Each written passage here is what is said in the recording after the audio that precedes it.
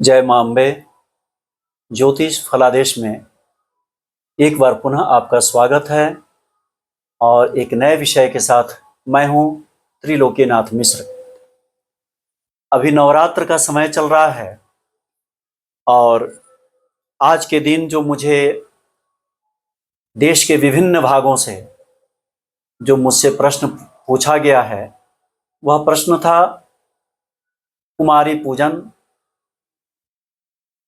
कन्या भोजन कब होगा, कैसे होगा, क्या उसका मुहूर्त होता है। कुछ लोगों ने इस तरीके से पूछा है कि हवन करने के पहले कुमारी पूजन हो या हवन करने के बाद। आइए इन्हीं सब विषयों पर आधारित आज की चर्चा होने जा रही है। कन्या पूजन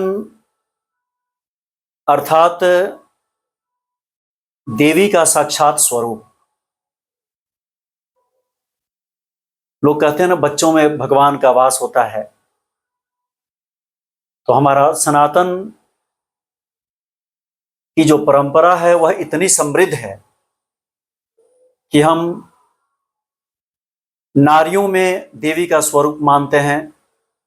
यत्र नार्यस्तु पूज्यन्ते रमन्ते तत्र देवता, ऐसा हमारे शास्त्रों में कहा गया है। और नवरात्र के समय हम कन्या पूजन करते हैं और अपने मनोभाव को इतना निर्मल करते हुए ऐसा भाव लाते हैं कि जिस कन्या की हम पूजा कर रहे हैं उसमें मां भगवती का वास है।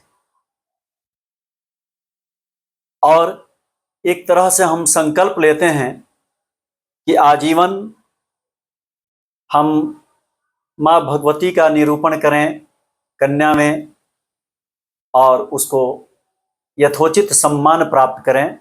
इस दृष्टिकोण से कन्या पूजन किया जाता है। रह गई बात उसके मुहूर्त को लेकर, तो अभी आप देखेंगे कैमरा में स्पष्ट दिया गया है, संकल्प में ही स्पष्ट उल्लेख कर दिया गया है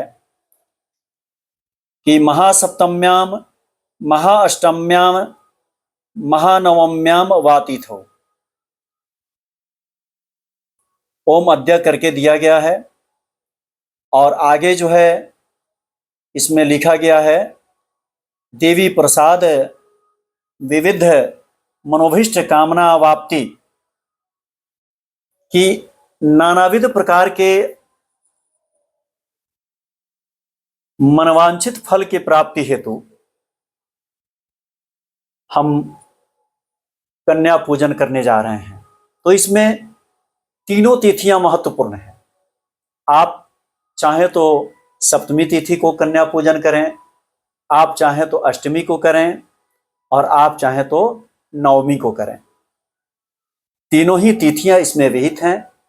आप अपनी सुविधा और व्यवस्था के अनुसार कभी भी कर सकते हैं।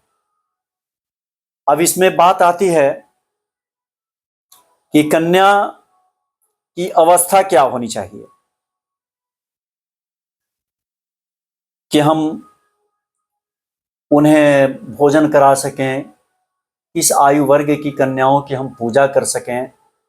तो इसमें 1 वर्ष से लेकर के 11 वर्ष तक की कन्याओं को आप बिठा सकते हैं, आमंत्रित कर सकते हैं और आप उनकी पूजा कर सकते हैं। एक और बहुत प्रधान बातें हैं कि चतुर्वर्ण की कन्या इसमें अनिवार्य है। ब्राह्मण की कन्या, क्षत्रिय की कन्या, वैश्य की कन्या और शूद्र की कन्या। क्योंकि कन्या किसी भी वर्ण की हो वह वंदनीय है, पूजनीय है। हम उसकी वंदना करेंगे, हम उसकी पूजा करेंगे। उसके बाद विचार आता है कि संख्या क्या होनी चाहिए। तो नवरात्र में नौ दुर्गा प्रकृतिता देवी के 9 रूपों की पूजा होती है, इसलिए प्रतीकात्मक रूप में हमें 9 कन्या को भोजन कराना चाहिए।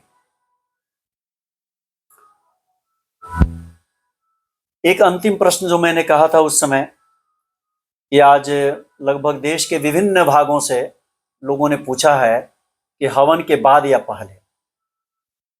भक्तों, आप जानते हैं कि जिस कन्या की हम पूजा कर रहे होते हैं उसमें माता का अधिवास होता है, तो हम उनकी पूजा करते हैं। कन्या को भोजन कराना यह कोई विषय नहीं है, क्योंकि भोजन जो है वह पूजा का ही एक विधान है, एक अंग है। इसलिए जब हम किसी भी देवी देवता की पूजा करते हैं तो उन्हें नैवेद्य अर्पित करते ही हैं। तो जब हम उनकी पूजा करेंगे तो स्वाभाविक रूप से हम उनको संतुष्ट भी करेंगे, उनको भोजन भी कराएंगे, दक्षिणा भी प्रदान करेंगे, संतुष्ट करेंगे, उनकी प्रार्थना करेंगे। तो सर्वप्रथम इस बात को आप जान लें कि देवी की पूजा, देवता की पूजा, समस्त प्रकार की पूजा की समाप्ति के बाद ही हवन का विधान होता है। अतः हवन के पहले कन्या पूजन कर लें, तब आप होम आदि कर्म करें। इस बात को ध्यान रखना चाहिए। और कन्या पूजन के साथ ही साथ बटुक पूजन का भी महत्व होता है। तो आप जितनी कन्या को बुलावें तो समकक्ष बटुक को भी आमंत्रित करें। बटुक में भी वर्ण विभेद न करें, इसमें भी सभी वर्णों के बटुकों को आमंत्रित करें, उनकी पूजा करें, उनका स्वागत करें, उन्हें वस्त्र प्रदान करें, दक्षिणा प्रदान करें।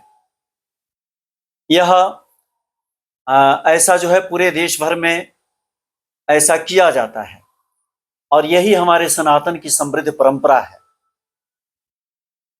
कि एक बार हम कन्या पूजन कर लिए अर्थात आजीवन हम कन्या को देवी स्वरूप ही मानते हैं। तभी हम ऐसा हमारे महर्षियों ने कहा है कि जहां नारी की पूजा होती है वहीं देवता विचरण करते हैं। तो सबसे सर्वप्रथम हम संकल्प लेंगे और संकल्प के बाद तब हम उनकी पूजा करेंगे। और कम से कम पंचोपचार विधि से पूजा करनी चाहिए, क्योंकि षोडशोपचार में स्नान आता है, इसलिए सारी कन्याएं अपने घर से स्नान करके ही आती हैं। तो उन्हें उनका ध्यान करें, आवाहन करें, उनका चरण प्रक्षालन करें, उनका पांव पखारें, पोछें, तत्पश्चात उन्हें चंदन करें, फूल की माला आदि पहनावें, पैर को आलता से रंगें, नाखून रंगें, विविध प्रकार से श्रृंगार आदि करके उनका पैर छू करके प्रणाम करें। तत्पश्चात उन्हें भोजन करावें, भोजन दक्षिणा दें और पुनः उनके दोनों पैरों को अपने दोनों हाथों से स्पर्श करके उनसे आशीर्वाद ग्रहण करें, तब जाकर के पूजा पूर्ण होती है। इसमें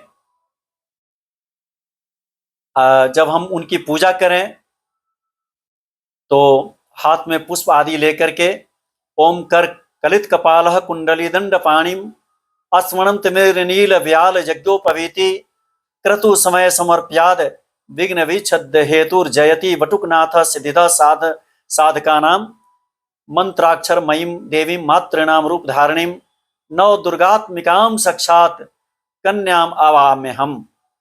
ओम कुमार्यै नमः, ओम ह्रीं कुमारीभ्यो नमः। अगर एक से अधिक हो तो कुमारीभ्यो नमः बोलें, अगर एक ही कन्या हो तो कुमार्यै नमः ऐसा बोल करके हम उनकी पूजा करते हैं।